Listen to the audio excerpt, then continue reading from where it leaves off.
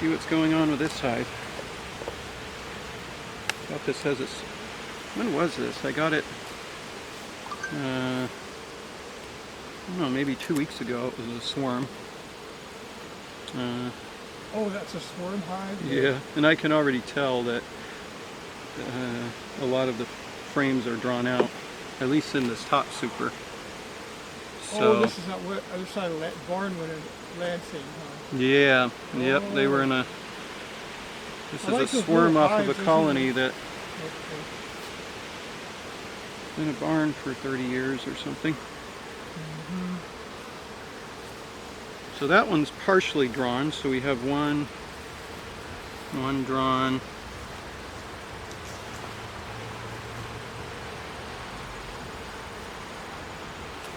Two. This has a lot of young brood eggs.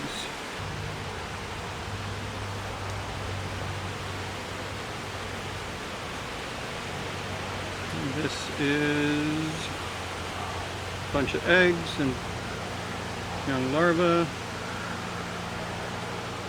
Eggs and larvae on this side. So I got 2 frames with eggs and larvae. This wasn't a super big swarm. I think it was about a 3-pound swarm. So, but it's always amazing to me how these swarms are able to draw out foundation so quickly. Yeah. Because all of this used to be, this is a frame of brood I gave them because I wanted the swarm to stick around. And one of the ways you get a swarm to stick around is you give them a frame of uncapped brood. And when they have that, just instinctually, they don't leave. They'll start capping it? Yeah, they start taking care of it. So if you want to prevent a swarm from absconding or leaving, you give them a frame of uncapped brood. And even if the cavity size is too small, like when I originally got them, I put them in a 5-frame nuke box, which is too small. It's only, I think, 20 liters. And in the wild, they pretty much will go for about 40 to 45 liters. Oh. And anything below that is usually too small. They won't go for it. But I always like those small nuke boxes. Are just very convenient for picking up swarms, especially the plastic ones. So I can see in here the bottom super already. This one's not drawn. So what I'll do is I'll take one of these moldy frames that I got from someone, and hopefully the bees will clean it up and start putting some brood in there. They always like those dark combs. The queen always prefers to lay in dark combs because that means brood has been successfully raised in here. But this one, half of it isn't drawn. So I think I had half a frame there that wasn't drawn. Or that was completely drawn, wasn't it? All of them? Yeah, it was I think they were all drawn. Yeah. So I have 1.5 frames that's not drawn. And this is in a couple weeks. It's just amazing. We'll see how many of these other ones are drawn or not drawn, but so we got eggs in here.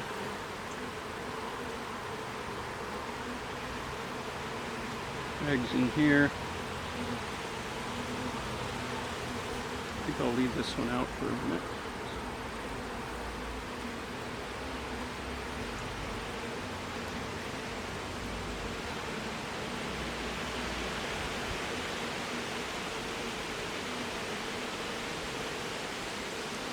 It's mainly nectar. Oh, there's the queen. Wow. In the corner? She was from that barn. Ooh.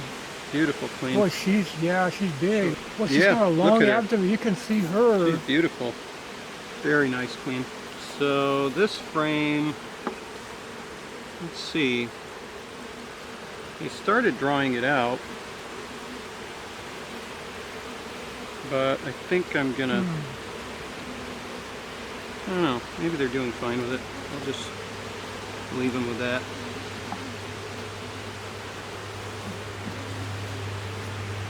So it looks like they weren't using only, they were using all but 2 frames.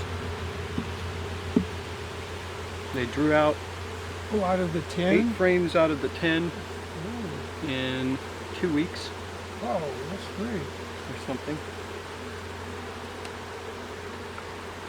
They're pretty packed in here. I think actually what I'll do is I'll stick this one below. Because this one's the more empty one. So